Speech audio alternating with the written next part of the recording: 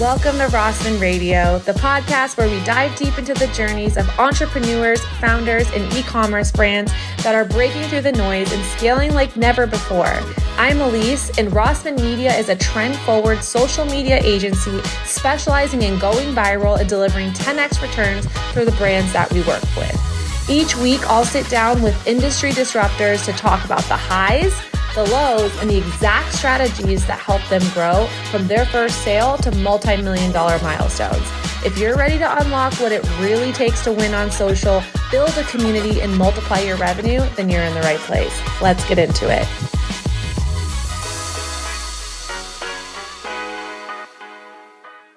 Welcome back to Rossman Radio. I'm your host, Elise, and I'm here with the founder and CEO of V's Barbershop, Jim Valenzuela. Hello. Good morning. How are you? I'm good. How's it going over there? Going great. Got a cloudy day in Phoenix. Loving it. Yeah, definitely. Your hair is definitely looking dapper. Do you feel like since you're kind of the face of the brand here, you always have to be on point with your hair? Yeah, it's kind of important. I can't walk around looking, too bad. No. And I used to get my hair cut a lot more when I had a lot more hair. But, as you get a little bit older, you do it less frequently. But yeah, it's kind of important for me to groom appropriately. I love it. Well, looking fresh definitely fits the part. And I'm excited to dive in here. I know you guys have quite the story. So take us back to the beginning. What really inspired you to start V's Barbershop? Well, I grew up in Tucson. My dad and I used to go to barbershops together. And over the years, as I got older, I started going by myself and then got married, had a family. And when my little boy was young, I didn't have a place to take him that could replicate those memories I had with my dad going to the barbershop all those years ago. So as I looked around and going to beauty shops or, quick cut places or even barbershops that had kind of run their course, I realized pretty quickly that there's just nothing in the marketplace to really go and have a great experience with my kid and my boy. And so I thought about it deeply. I saw a barbershop. I was on a trip pondering another investment in Tennessee, and there was a barbershop in this pretty nice real estate. It wasn't a nice barbershop, but it was good real estate. And that was really where the seed was planted for V's. I was looking at there and going, God, wouldn't it be great for, his name is Diego and I to go to the barbershop together, just like Dad and I did in Tucson. And it was kind of a really weird thought because I'm not a barber. I had never spent a day owning a barbershop. I had never planned a barbershop. Prior to this, I had a pretty successful career in physician practice management. I was very young when I started one of the bigger firms in the country. So I had the time and the money to go do what I wanted to do for the rest of my life. I just didn't know it was going to be barbershops. Opened the first one in 99, had no clue it was going to work or not. It was really kind of the first of its kind in America, an upscale barbershop for affluent men. And it worked. And I opened a second one at Kierland Commons here in Phoenix, in a suburb called Scottsdale. And it doubled the revenues of the first store. And that was really kind of the takeoff point where I started thinking about barbershops all day, every day. And we've just been doing it ever since. And now we've got them, throughout the country. So I got to ask, what does Diego think about all of this? Being like the original inspiration, how is he feeling now? Oh, he's humbled by it. There's a picture in my office where I'm at right now, and he's standing in front of the door. He's the first haircut ever given at V's, and he's all dressed up, and it's a party the night before we open, the grand opening party. He's got a perfect haircut, and it might be my favorite picture of all time.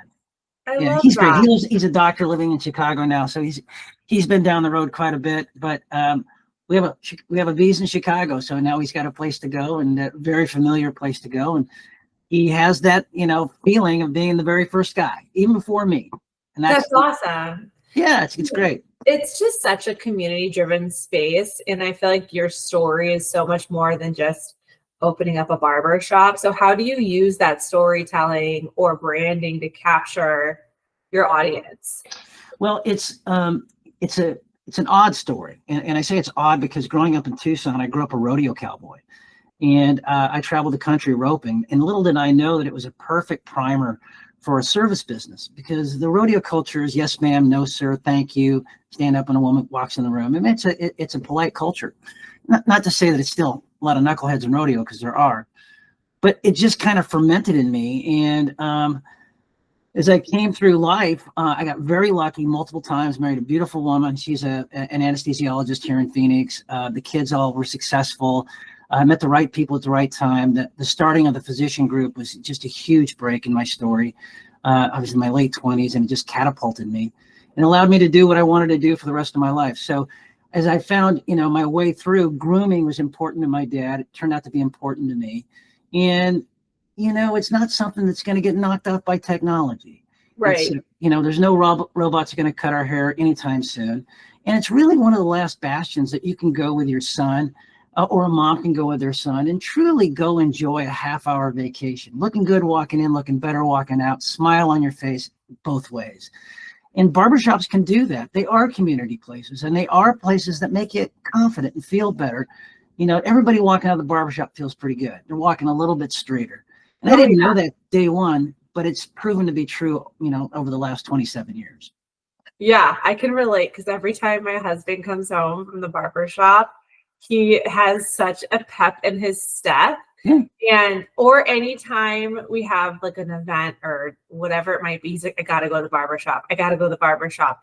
And it's true. I've been in there. It's just like almost like you've opened up the guys group chat, but it's in real life, and everyone's just hanging out and talking and just shooting whatever comes to mind. And it definitely makes a lot of sense. And I feel like you guys have done a really good job capturing that classic barbershop feel as you grew this into a national franchise. So kudos to you. That's not easy to do. And I'm curious what role marketing online has played in this, because you guys are in a few different locations.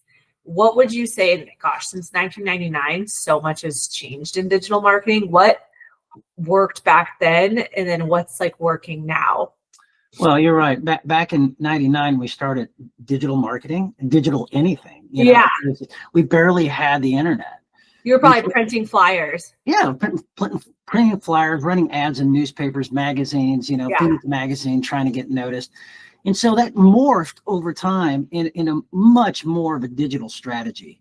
The operations of a barbershop are pretty rudimentary. They don't change a lot. You think about a guy comes in, you give a haircut, you take their money, you sweep up, and you repeat. But the advertising has changed tremendously. And so I realized early that I needed to surround myself with young people from a marketing standpoint, because it was more native to them than it was to me. And that's proven to be a pretty good choice. And so now we do all of our advertising. I fight with my staff. They want me to keep the phones in the shop, because there are some seniors that still call in and we have to answer the phone. But, I'm a fan of the Apple Store. There's no phones ringing there. We're in a digital world, and they don't want me to use I don't want to use any more print. I think it's archaic. I don't give a business card anymore. I send you a text or we airdrop to each other something, Yeah. So from the digital strategy, we got all in on that. We realized that we needed to do SEO and geofencing and those things to be able to attract our patrons and communicate with them. And certainly with the advancement in POS systems, specifically for the salon space, in which we're part of in the barbershop end of it, it allows us to touch our patrons as much as we want. We can market to them directly because they're part of our database. We can send surveys to them as part of our marketing initiative, or we can go, to the Googles of the world and place ads and try to get them that way. We also have a very visual product here, our service, barbershops. And so getting our barbers involved on Insta is important. And talk about native. Barbers are native to Instagram. They love it. So to show off their skill, show off their cut, they love it, and we encourage it.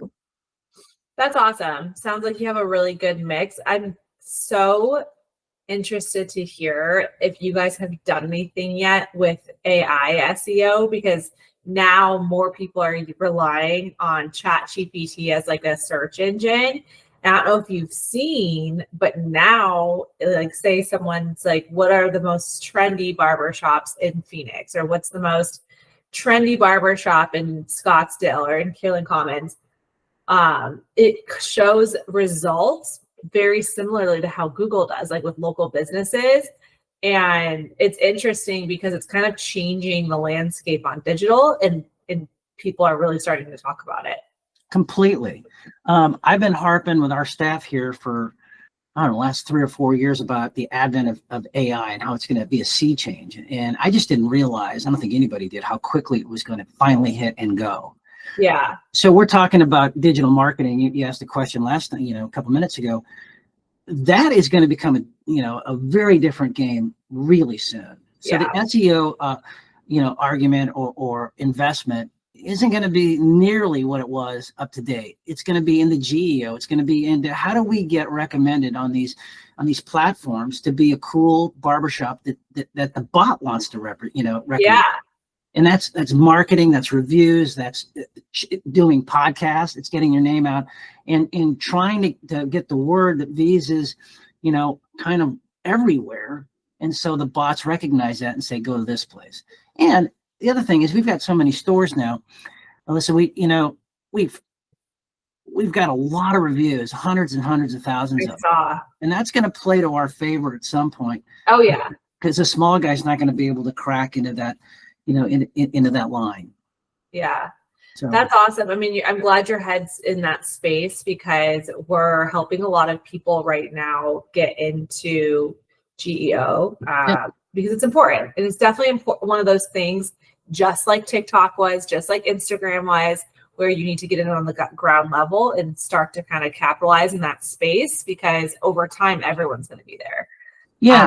And not only that, I mean, this is kind of an odd time for that proposition and for our proposition because we don't really know where this is going. Yeah. We don't know that the LLM that we're going to ultimately end up with. It could change. For me, it feels like the beginning of the internet when we went from a dial-up modem to a cable modem or something much faster. Yeah. We used to buy phones and think, we got 32 megs on board, man, 32 megs. And now, you can't find a phone that has that little.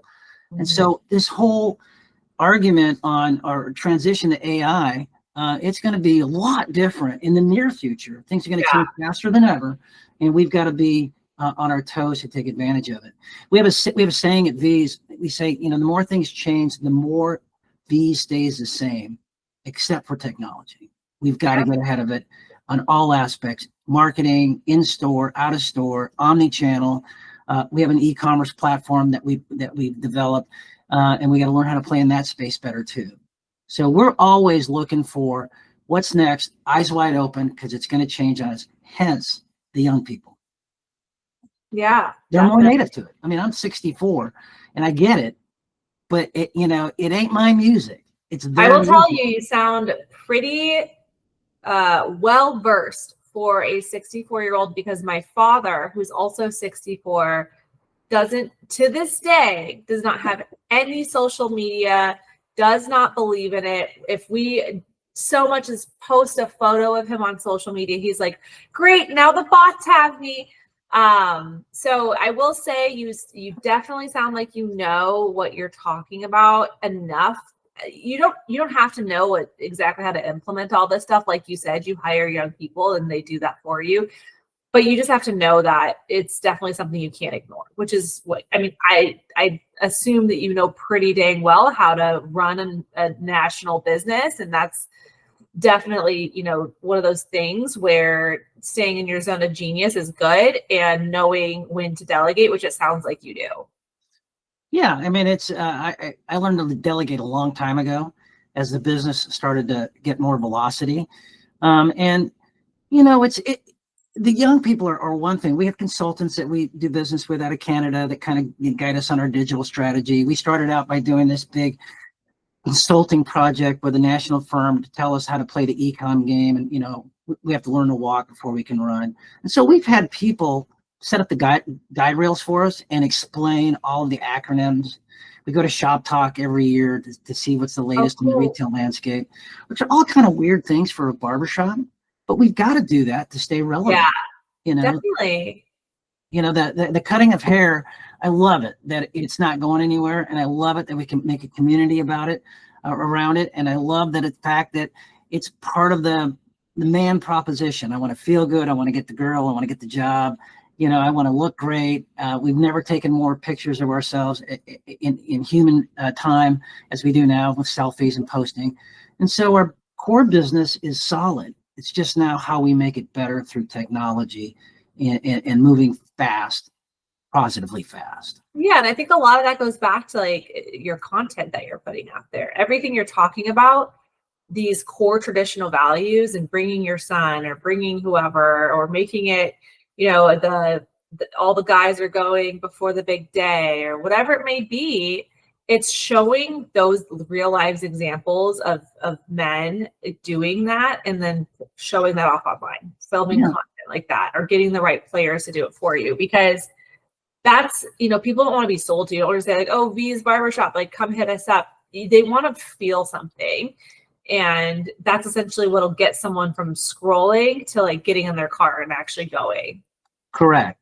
And then the other part, you asked the advertising question earlier, it's word of mouth. I mean, reputation still matters. It's everything. And it's, I don't mean from a digital standpoint. I just mean word of mouth. Yeah, to your friends, to your father, to your husband, to whomever, to the kids in 6th grade. Hey, man, where'd you get your cut? Yeah. I mean, that word of mouth is powerful in the barbershop business. And we do everything we can to try to move that forward. There's good old having friends and recommending things still work, whether it be restaurants, whether it be barbershops, whether it be gyms or nail places.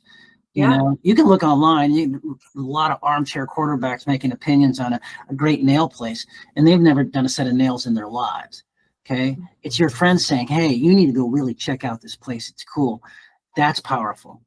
And that's that's better advertising than anything we're doing digital. I couldn't agree more. Thank you so much for sharing all of your wisdom and insight. You've clearly learned a lot. I'm so happy to hear that Diego is thriving long after his initial haircut. How cool that you got to open up a shop in his backyard. Was that what inspired that opening? Yep, 100%. Very, very cool. All right. Well, if I could ask one last question, what piece of advice would you give to someone, maybe a young entrepreneur that's 29, maybe 28 when you first got into V's, that really wants to make the jump, but maybe needs like a piece of advice or a habit or maybe somewhere to like learn before doing so? So entrepreneur to me is a fancy French word for stress. And so if you can handle stress, you can be an entrepreneur. But everybody asks me, okay, what do you look for to people that, come into V's? And it's not passion, it's optimism. You got to think, if you're taking a gamble as an entrepreneur, that tomorrow's going to be better than today. If you can't do that, don't do it, because it'll be a miserable experience, because it's hard and there's risk. So optimism, the glass has got to be half full, because it makes you wake up in the morning saying, I can make it better, and we're going to make it better. If it's half empty, you're like, what? Why even try? And there's plenty of people out there that just can't get past that. So optimism, and stay optimistic, even through dark times. Just keep going forward. I love it. Thank you so much, Jim. It's been a pleasure talking to you today. You're welcome.